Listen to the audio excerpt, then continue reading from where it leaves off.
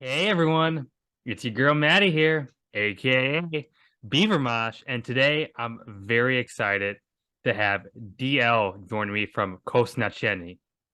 Thanks for joining me today. How's it going? Yeah, it's going pretty good. How are you? I am doing well. I'm doing well. I'm glad we can finally get this on the calendar. So y- Before we really get into it, you have an album on the way, Úpal. What has been the lead up to this like, and is it going to be a relief to finally kind of have it out in the air? Yeah, for sure. This is definitely the record that I've put the most of myself into out of anything I've released up to this point. And it's been done for a while, Hmm. actually. As I record this, we're about a little over a week out from the release date, but it's been completed musically for about a year and a half now. So, Wow.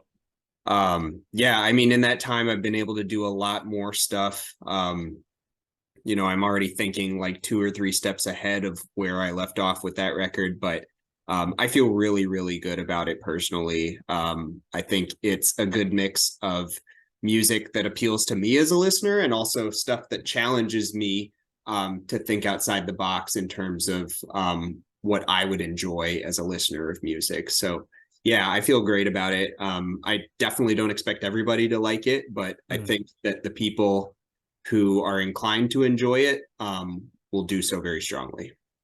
Well, I mean, I have heard it. I am one who definitely enjoys it. Have you had any response to it thus far? Or when you say you don't know if everyone's going to enjoy it? Yeah, there's been some early reviews, um, and they run the spectrum from very positive to quite negative, actually. Interesting. Yeah, I mean, don't, you know, I don't think that the music I try to make will naturally ever, um, appeal to everybody, and I think it's kind of futile to pursue that as an artist. I think ultimately I'm just trying to make stuff that appeals to my own tastes, and then Yeah. everybody else is just kind of along for the ride. And thankfully, I have pretty high standards for myself, so I'd like to think that I err on the side of making good music, but Yeah. it's more incidental. Well, I mean, it is, and we're going to talk about that a little later in the interview. It is a challenging record, so I can understand why it may be polarizing to some ears. But I want to talk about Willowtip. How did that connection come about, and what has it been like working with that label? They put Yeah, out consistently great music. yeah. So what I would say about that is that um, the band has moved in a direction where it's getting increasingly hard to classify. I think it's fair to say that the original music was a little bit more like standard black metal, inspired by a pretty select group of really high quality artists, but ultimately it was still very firmly within a single niche, and that made it easier to appeal to genre or labels that are firmly within the black metal pantheon. So Mm, as I've started to incorporate more influences, I've really leaned into the Middle Eastern aspect of the music. It's yeah. it's gotten very technical. It's quite technical for black metal in general. It and like adopting more like noise rock influences. It's kind of bled over into this general like extreme metal sort of area. Like I think it's not exactly what you would characterize as like straightforward black metal at this point anymore. And I would like I feel like that's going to continue to be the case with how the music is progressing, how the project is evolving going forward. So all of this to say, I think Willowtip is just a good as fit as any for the current state of the project, considering the different influences that are brought in Yeah. and the overall maximalism of what the project has at this point. Um, and Willowtip has a variety of very technical and progressive artists from all over the metal spectrum on their current roster. So I think it's a good fit in that regard. People may think of Willowtip as this tech death label that has like Defeated Sanity and Yeah. Worm from back in the day. I think they had Wormed. But I think they've branched out quite a bit in the past 10 years. And that's why you see them working with artists like me as well as other musicians. that might not be what you think of when you think of the label Willowtip. Sure. And that's a good segue, because I did want to kind of talk more about the nuances of your music in particular, because, and you touched on a little bit. I hear your music, and it is, to my ears, obviously black metal. And I'm a big black metal fan, and I enjoy this. But it's a black metal album that plays with a lot of, you said, technical aspects, but also a lot of harsh tonalities, and the word that I'm seeing kind of thrown around that I would echo is dissonant, maybe some atonality in your playing. But what about that? What about dissonance, or kind of complex, challenging textures appeals to you? Where is that interest coming from, and why is it kind of showing up in your music? Yeah, I think that as I started, my answer to this would be different from how it is nowadays. I Okay. think when I was originally, like, if we go back to the first album, Hruza Zvityazi, that's a much more traditionally dissonant album. It kind of fits within, I think, this broader narrative of like dissonant black metal in the wake of like, Deathspell Omega, for example. Yeah. And then also popularized through the Icelandic scene like Svarta Dodi and other similar bands. So I think that was a lot more just leaning into that sound and trying to make like really raucous, intense music that just intentionally subverted, diatonic melody. And I think that now I've kind of come back around and I'm approaching it from a different perspective. Okay.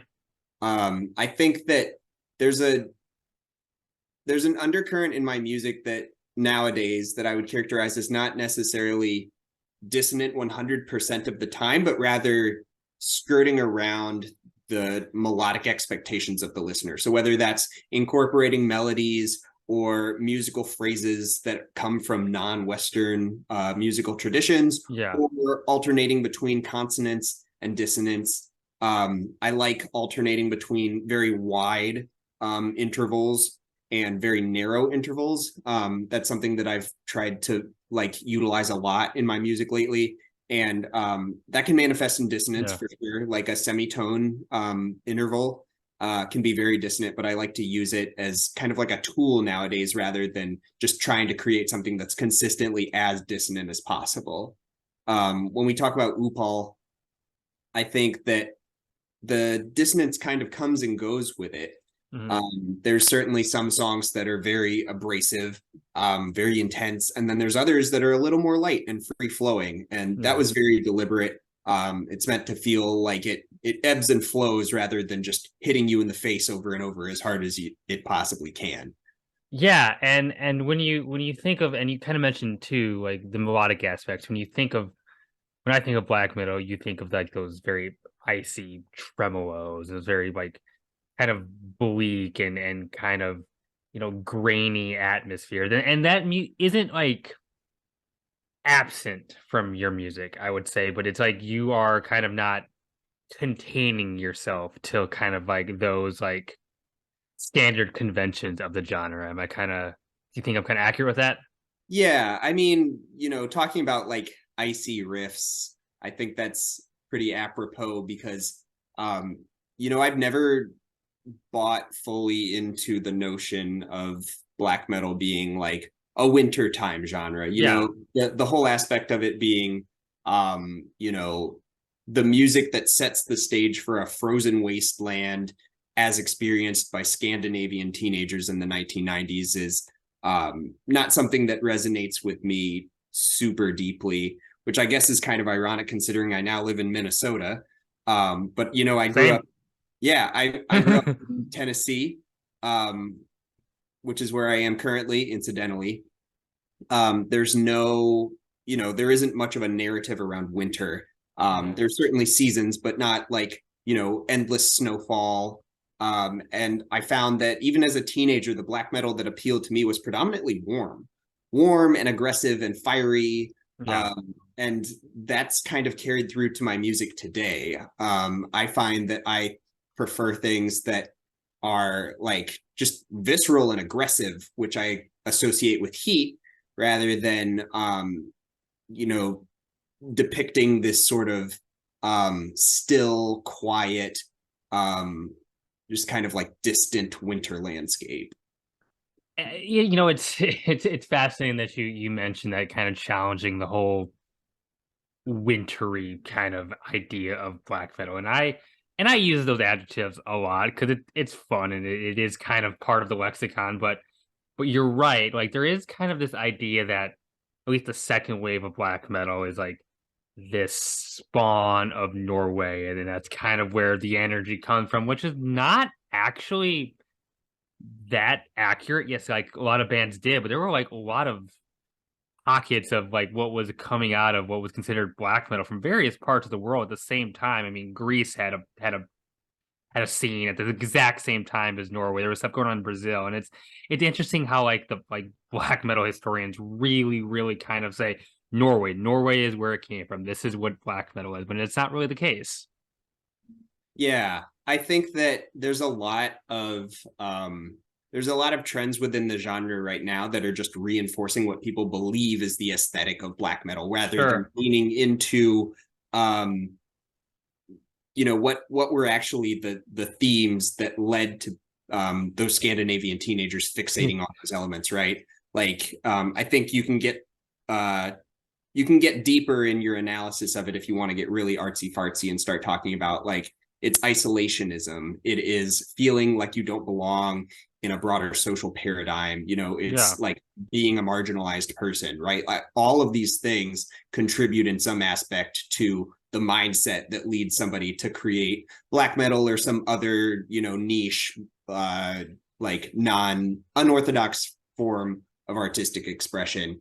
And so when you see like somebody from a tropical locale, you know, fixating on the same sort of like, you know, anti-Christian, like winter worship, like wolves in the like at the winter solstice sort of aesthetic, it kind of makes it seem less authentic, at least to me, because that wouldn't be what actually drove you to actually participate in the genre in the first place. Like I want to get more ethnographic about it and figure out like what is it that drove you to move into this genre.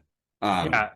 But you know that like this, you know, this sort of thought experiment thing has to be analyzed on its own too, right? Like on the other hand, we're all just music listeners and we enjoy listening to things. And I'm not somebody who thinks that black metal needs to subscribe to some sort of grand narrative and everybody should be doing it X or Y way, unless or else you're, you know, not doing it right. Like people can do whatever they want at the end of the day. But I think Yeah. ultimately the most genuine sort of music will come out of people who really lean into what makes it tick for them. Yeah. You've the way you describe it makes me kind of think about the like the indigenous black metal scene that has kind of sprouted up recently, and how they kind of take stuff of black metal and kind of bring it to kind of their own narrative. And I think that's very cool. Mm-hmm. Um, Now you've talked about it a little bit, but for those that are unfamiliar with your music, is your inclusion of more maybe folk elements from non-Western musical canons? Can you tell me how you sort of gained this affinity for these various musical stylings, and what do you think it brings to your metal music that makes it so particular and so unique? Yeah, I have heard a lot of music throughout my life, Yeah. and I think that I discovered Middle Eastern in particular, but also like other cultural like paradigms of music. Like I discovered them at the right point in my life where I was probably getting a little tired of the same sorts of sounds, because after you've heard uh you know, like the structure of a pop or even a metal song like Yeah. 1,000 times, like you'll always know, okay, it starts at the tonic, then it like rises up to a fifth, and then it, you know, it's predictable, right? You have this many Right. bars, you work within those bars, and then you land back where you started, and there's this sense of resolution. I was really stricken by how immersing myself in music that did not come from the same musical lineage subverted that.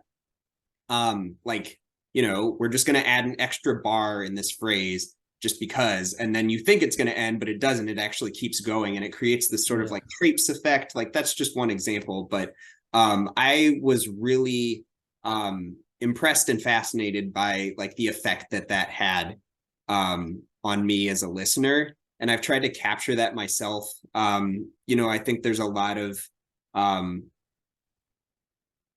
like artists that do something similar that I really appreciate, even if they're not genuinely like embedded within that culture. One of my favorite bands of all time is Sun City Girls. Which you're familiar with them, but they're I'm not actually.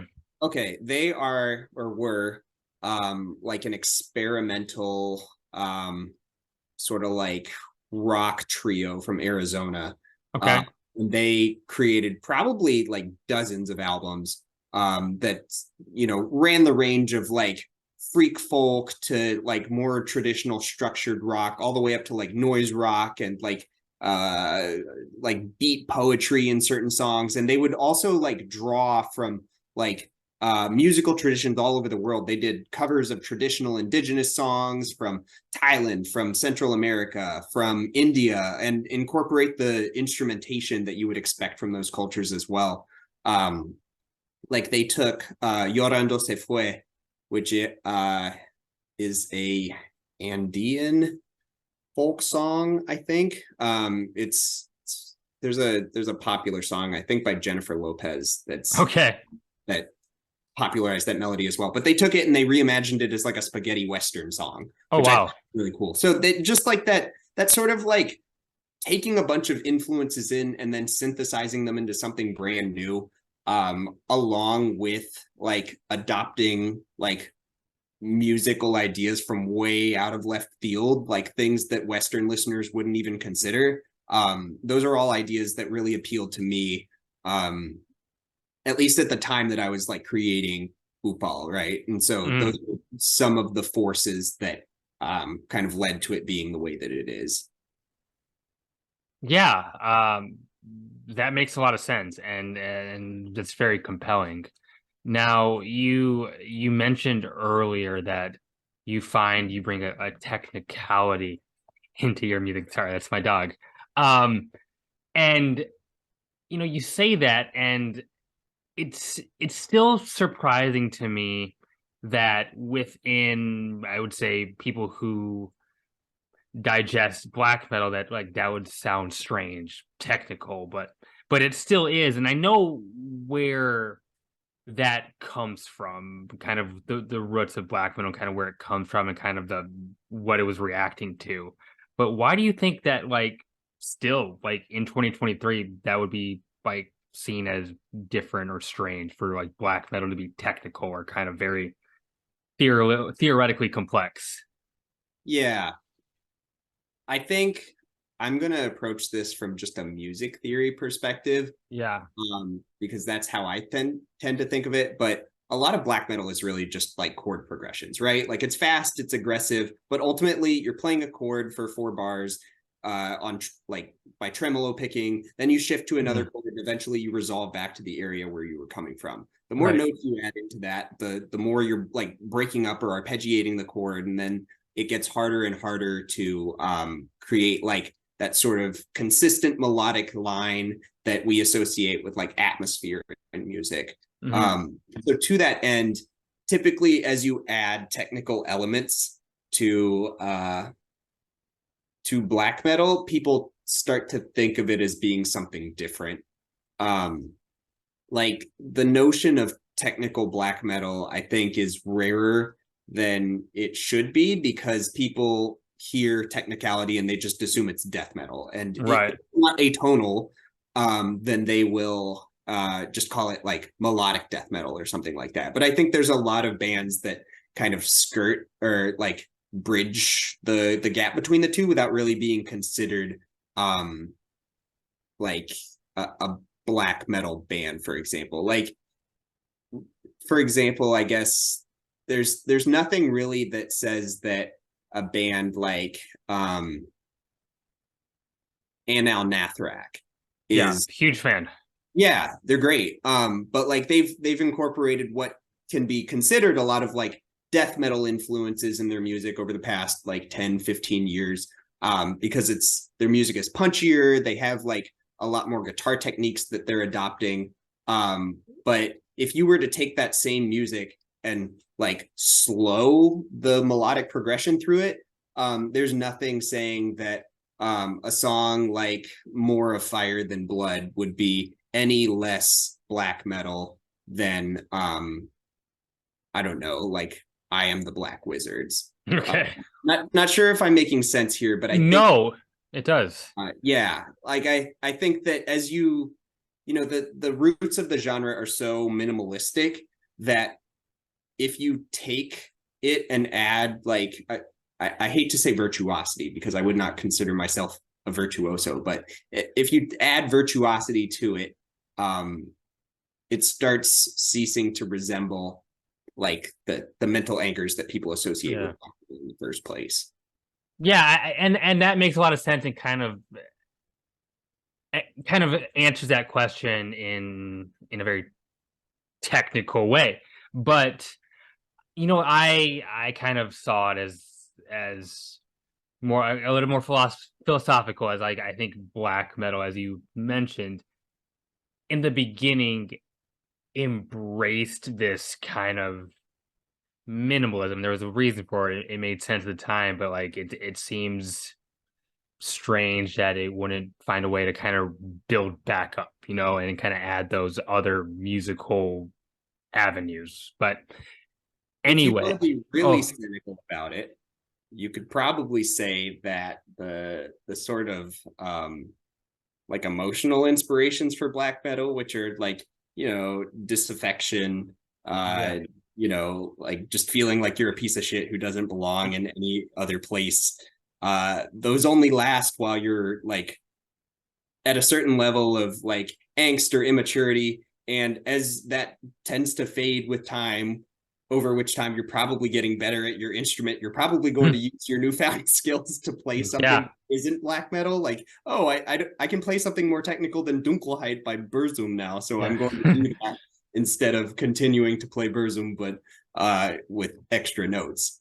You know, I just like a few weeks ago, I saw Enslaved live, and you know, they started as just kind of a Viking black metal band, and their music got generally more progressive over time. But I think it's what you mentioned, they just got older. It was just natural for them to kind of hear more music and kind of want to expand what they do, and it seemed very organic how they did that.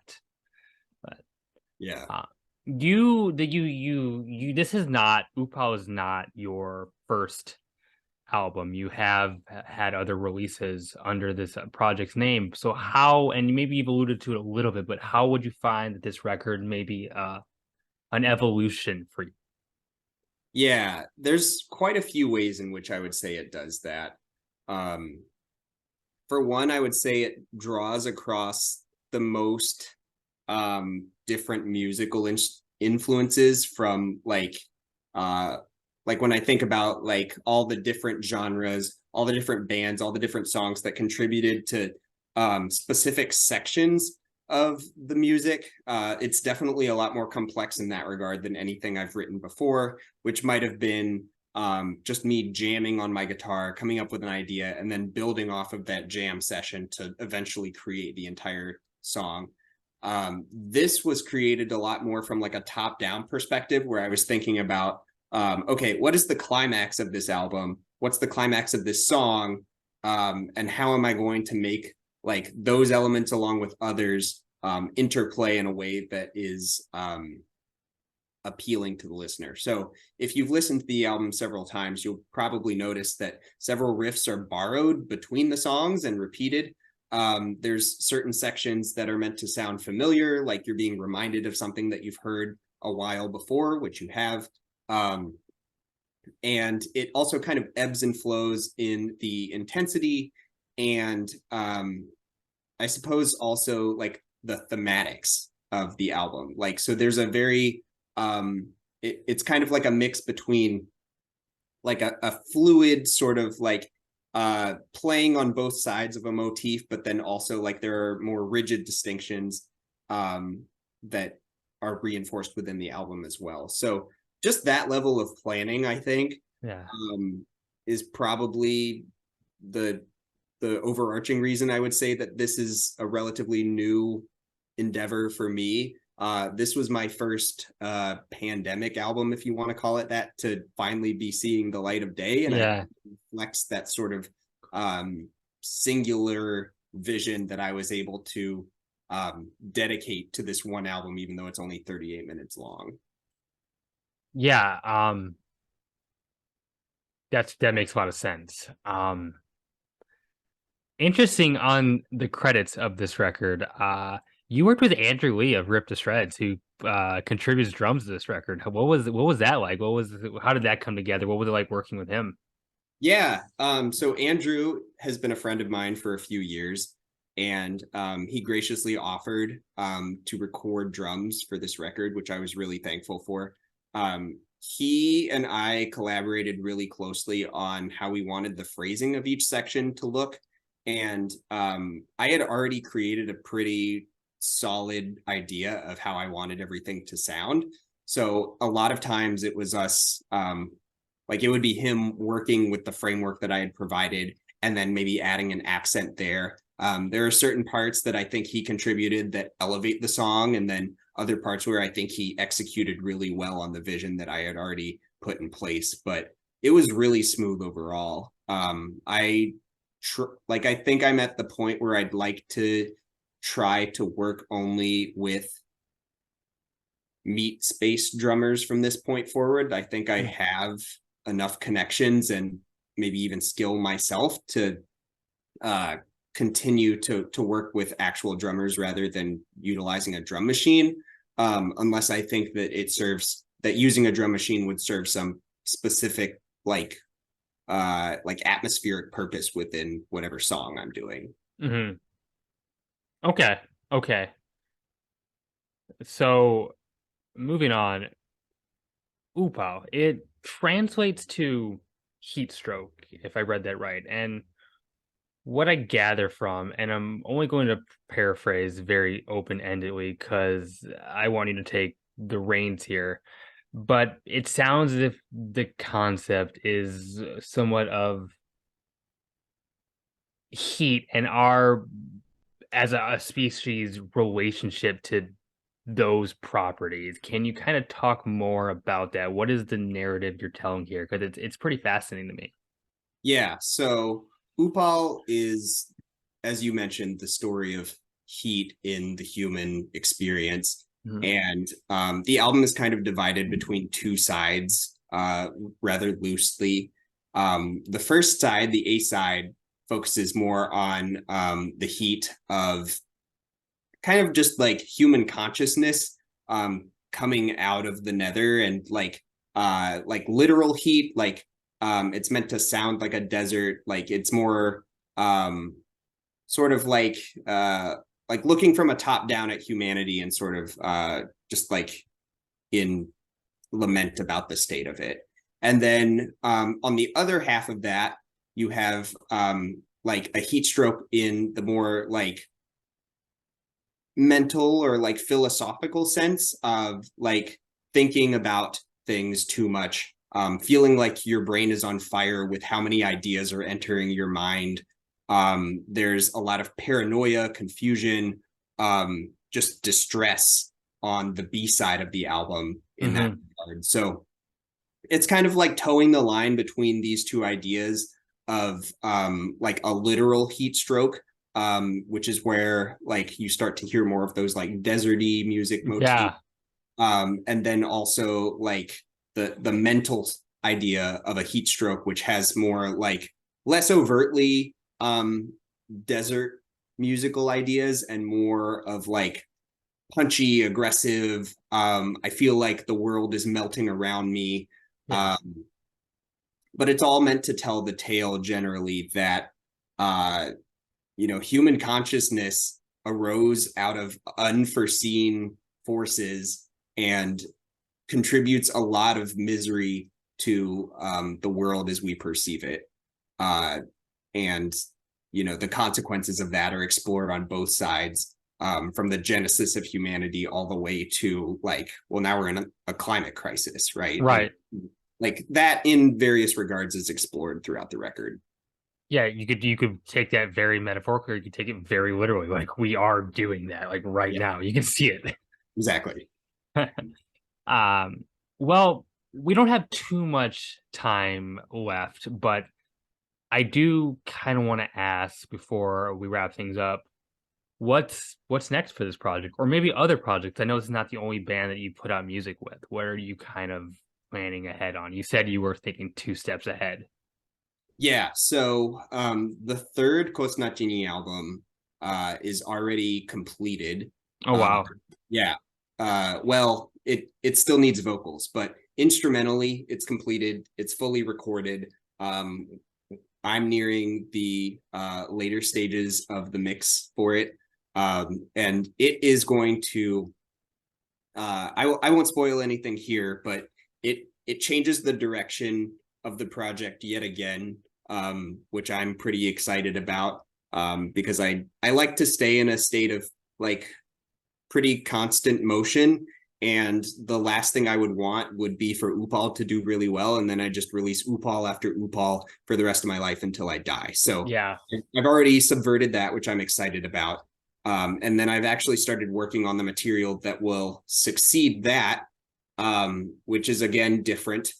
And then I have conceptual ideas for yet even more material. So there's plenty coming down the pipeline as far as Kostnatění is concerned. And I have one other project, Glass Shrine, that has an album that's been mostly completed for a couple of years now. Still putting the finishing touches on it, and it's just kind of gone on the back burner, partially because it's thematically a little more inconsistent with where my mind is at nowadays, and partially because of just boring, like in real life human logistical reasons that nobody who's listening to this right now actually cares to hear. But that is something else that I'm proud of and will be released eventually, and will probably get to expose listeners to like a whole different set of musical influences, other than the ones that I expressed through Kostnatění. Sweet. Well, DL, I want to thank you again for joining me. Congratulations on the record. I look forward to hearing what comes next from this project. And to my viewers, Úpal comes out May 26th on Willowtip Records. Listen to the record, get it. I think at least many of you will be very glad that you did. And hey, my name is Maddie, aka Beavermosh, and I'm signing off.